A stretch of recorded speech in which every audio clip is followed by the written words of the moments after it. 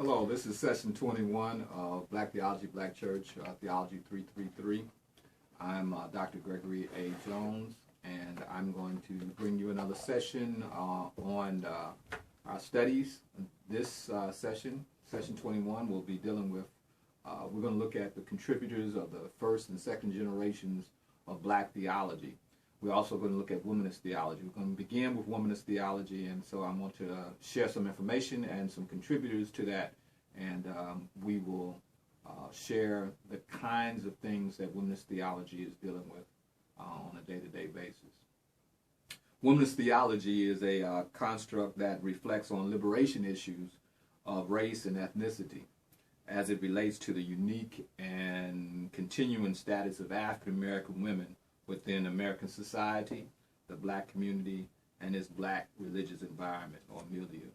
The principal contributors to womanist theology are Dr. Katie Cannon, Emily Towns, Dr. Emily Towns, Dr. Cheryl Townsend Gykes, Dr. Jacqueline Grant, and biblical scholars Dr. Renita Weems, Clarice Martin, Dr. Joanne Terrell, and Dr. Julia Speller of CTS. I personally, these last two, Dr. Joanne Terrell and Dr. Julia Speller, were teachers, instructors of mine in Chicago Theological Seminary.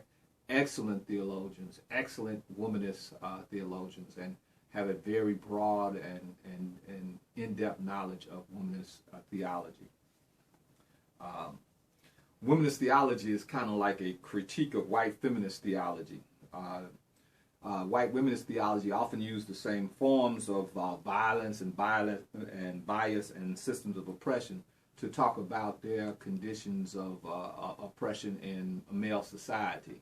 And so my take on women's theology is Black women, African American women, bring a unique and sensitive perspective to the feminist critique. We're talking about the Gloria Steinem kind of burn your bra feminism that showed up in the late 60s, early 70s. Steinem and Friedman and some of the other feminist critiques or critiquers were basically women who were fed up with male oppression. The most powerful theologian that I have known in terms of feminist theology was Mary Daly. That's Mary Daly. She wrote a book called Gynecology, and it kind of blew my mind in terms of understanding what it meant to be a woman. She had basically talked about political lesbianism. That is to say, until men stop utilizing violence in order to solve problems, women are to withdraw themselves from social relationship with men until they address the issues of global violence of women and children.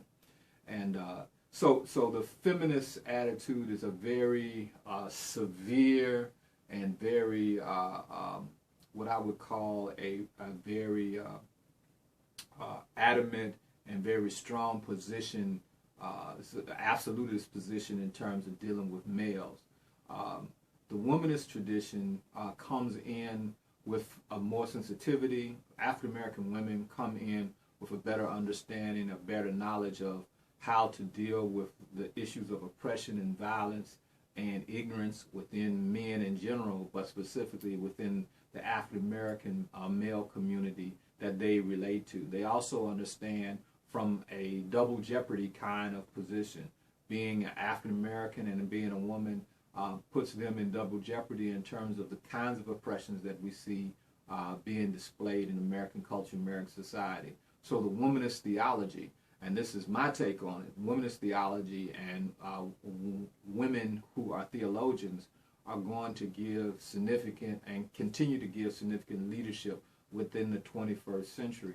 And they will become more and more powerful in terms of their understanding and perspectives of what's going on in terms of theology for the African American community. There's no question that women influence the African American church, that they influence the African American religious experience, and that they will continue to provide leadership in the 21st century, in this 21st century. Womanist theology brings into play the unique understandings of black women regarding oppression in American culture, American society, but also in the global community. I want to mention here a book and a video that is getting popular play now, Half a Sky. Half a Sky is dealing with the oppression of women and the exploitation of women around the world. And so I'm going to give that little plug there to say you need to see what these women are saying about oppression and the violence toward women and children in this unique and powerful and provocative documentary called Half a Sky. Okay, let's talk about the first generation of black theology, the first generation of black theology. Of course, we need to acknowledge James Cone, who's a professor of systematic theology. He's taught at several universities, Union, University of Chicago, and other places. We want to acknowledge James Cone, Dr. James Cone, as being the father, what we would call the father of black theology, as we understand it and as it has evolved in American culture, American society, and African American religious experience. Him being a systematic theologian, he challenges the classical theological perspectives with the notion of that God has to speak to the poor and the oppressed, and he fixes the context of black people firmly in the center of his theology in terms of understanding Christ's agency, Christology, the whole notion of the hermeneutic, or the black theological basis of rationale is fixed on the centralist understanding that black people have to continue to struggle, to survive, to resist, and to be liberated from white racism and white institutional racism in American culture, American society. And he suggests in terms of his theology that the locus of the understanding of who Christ is, who God is based on that struggle. His famous work was Black Theology and Black Power, that kind of started this whole notion of black theological development. But he's written many other works, and we will give you a listing of those works at a later time. We want to talk about J. Deotis Roberts, who's a political theologian. He speaks to the liberation and the reconciliation of African American community. J. Deotis Roberts, the most famous work that I'm familiar with him is Afrocentric Christianity. He does an excellent job in that small work of helping us understand what is Afrocentrism and why it's important for African American people to retain their cultural connections in terms of dealing with the issue of racism and dealing with the whole political dimension of the theological inquiry. Another work that you'll be reading and have been reading is Gaylord Wilmore, that author, and what we read of his work is Black Religion, Black Radicalism. That work in particular is a work that deals with the black religious thought and the history of that religious thought, Gaylord S. Wilmore.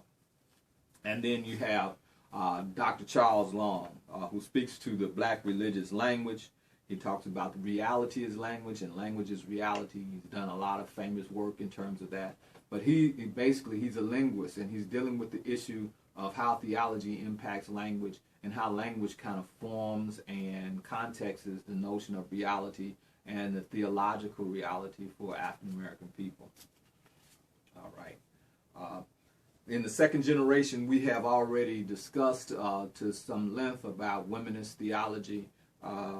We know that womanist theology comes along and participates with the development of the first generation of theologians that come around in basically the late 60s, early 70s, and then they evolve into more specific understandings as they develop their theological particular expertise, or their what we would call their disciplines. Some of the disciplines that we can look at in terms of the second generation, it begins to even define even more, we would say, more distinctively, the theological inquiry. popular culture. We have Spencer's Protest and Praise that deals with musicology, the whole impact of music on the black theological experience or the African American theological experience.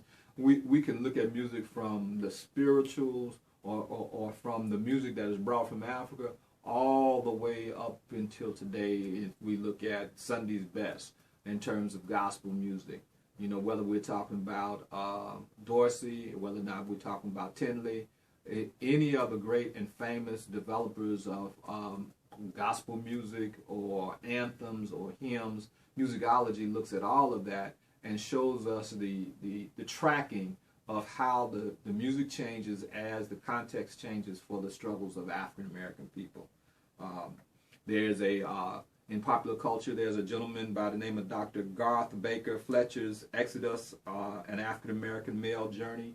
And basically he gives an account of a kind of theological, sociological account of the development of the African American male in America, and he takes a serious look at that.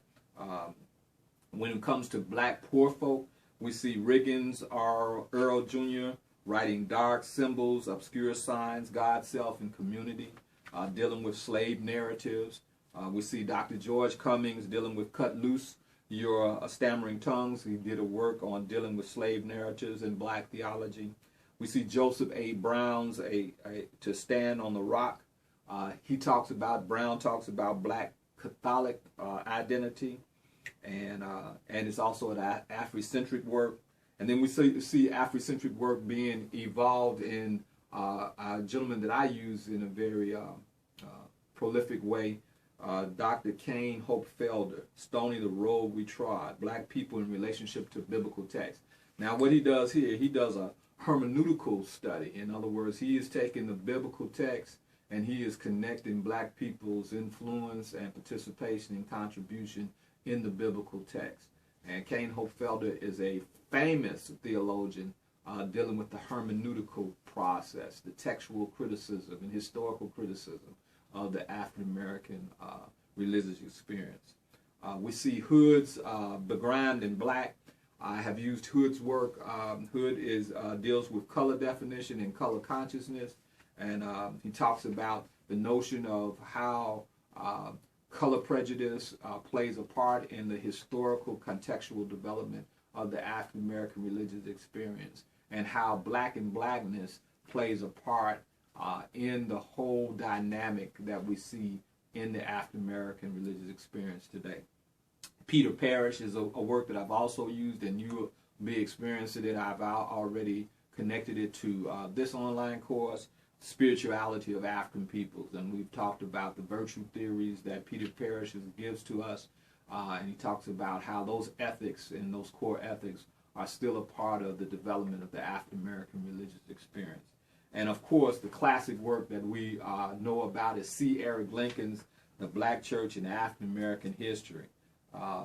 These are historical kinds of texts. C. Eric Lincoln is a famous theologian, but he does a historical document, very thick document, in regards to the African American religious experience. I think I might have it on, let's see, my work here. I'm not sure if I have it up here, but certainly it's one of the works that we've used on and on again in the African American experience. C. Eric Lincoln's The African American Religious Experience, the Black Church in African American History. We see black theology and Marxist thought being dealt with by Cornel West. Cornel West is a Harvard professor. He deals with religious thought. He talks about basically the economic development of systems and market forces and the impact of those forces on the African American religious experience. And he talks about the theology in relationship to market forces and economic kinds of systems. And so it's a very interesting way that he approaches dealing with theology.